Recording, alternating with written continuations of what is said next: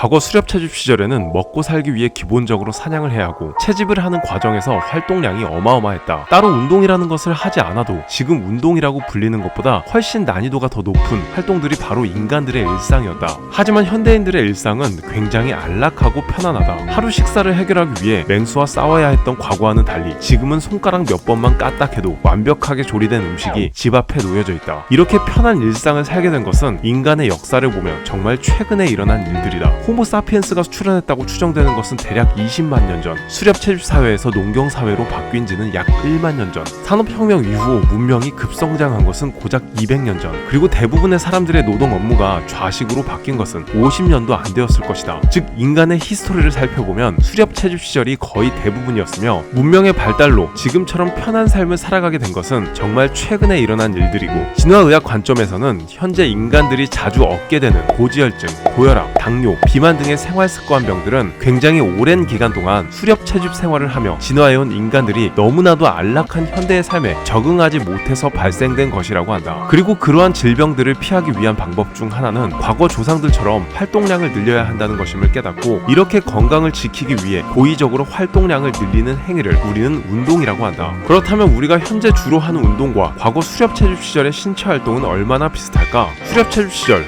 우리의 조상들은 먹고 살기 위해 다양한 움직임을 할 수밖에 없었다. 걷기 달리기는 기본이고 때로는 나무에 매달리기도, 때로는 높은 곳에서 뛰어내려 착지를 하기도 하였고, 맹수로부터 피하기 위해 쪼그려 앉아 숨기도 하였고, 맹수를 공격하기 위해 무기를 던지기도, 찌르기도 하였고, 때에 따라 다양한 장애물들을 뛰어넘거나 피해가며 달리기를 하기도 하였다. 즉 상황의 변화에 따라 다양한 움직임이 나타나고 다양한 강도로 움직일 수밖에 없었다. 반면 우리가 하는 보편적인 운동은 너무나 단순한 움직임 패턴 안에 자리 잡혔다. 우리는 하체 근육량을 늘리기 위해 양발을 가지런히 예쁘게 정렬한 후 스쿼트를 한다. 때론 머신 안으로 쏙 들어가서 편안한 등받이에 기대어 하체 운동을 하며, 하체 운동임에도 서서만 하는 것이 아닌 앉아서도 누워서도 한다. 현대인들답게 참 편한 자세로 운동하는 것 같지만 중량만큼은 개무겁게 한다. 과거의 신체 활동들과 현재의 운동을 비교했을 때 가장 눈에 띄는 점은, 과거엔 다양한 움직임 패턴, 때로는 난이도가 높은 동작들을, 때로는 빠른 근수축을 하는 움직임들이 나왔고, 반면 현재 운동들은 단순하고 아주 쉬운 움직임 패턴이지만 중량을 올리는데 굉장히 많은 포커스를 둔다. 중학생 조카가 친구들에게 우리 삼촌 트레이너라고 소개했더니 3대 몇이냐고 물어보는 세상이다. 참 아이러니하다. 오랜 수렵 채집 시절의 활동에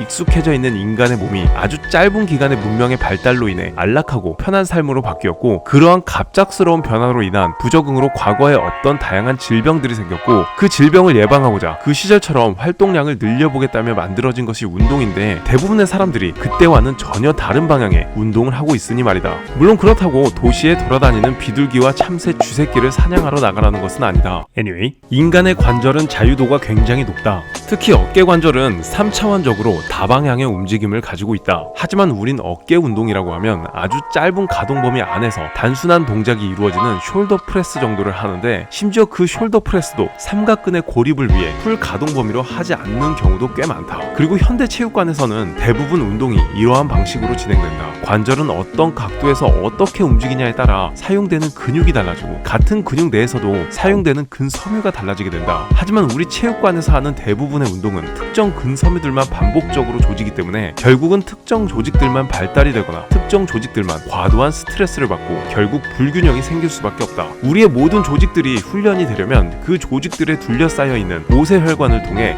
산소와 영양분을 운반하는 혈액이 공급되어야 하고, 또한 조직에 쌓여있는 노폐물들도 혈액을 통해 제거되어야 하며, 이러한 기전들의 반복으로 인해 해당 조직의 세포가 건강해지게 된다. 그리고 이러한 기전들을 만들어내는 것은 결국 뇌에서 근육으로 명령을 내린 움직임이라는 것을 통해 만들어진다. 근데 체육관에서는 근력을 향상시키기 위해 혹은 멋스러워 보이는 특정 근육만을 강화시키기 위해 움직임의 가동 범위 혹은 움직임의 자유도를 줄일 수밖에 없는 것이다. 물론 그러한 근력 운동이 꼭 나쁘다는 것은 아니다. 단 그러한 단순한 움직임에 계속해서 무게만을 올리는 것은 어느 정도 수준 이상일 때 그 운동의 특이성이 너무 짙어질 수도 있다. 근력 운동도 좋지만 조금은 복잡한 움직임, 조금은 섬세한 움직임을 통해 우리의 신경과 관절, 미세한 근육까지도 트레이닝을 하게 된다면 각 조직의 모세혈관의 길이 열려 세포에 다양한 영양분을 공급해주고 그 건강 건강한 세포들이 모여 우리의 몸은 지금보다 더 건강해질 것이고, 그것이 운동의 가장 본질적인 목표를 충족시켜줄 것이다. 물론 남자라면 한 살이라도 젊을 때 자신의 근력을 최대 수준으로 끌어올려보고 싶은 야수의 심장을 가지고 있기 때문에 고중량 스쿼트를 통해 엉덩이에서 느껴지는 그 오르가즘보다 진하고 달콤한 변태적인 짜릿함을 쉽게 포기하지 못할 것입니다.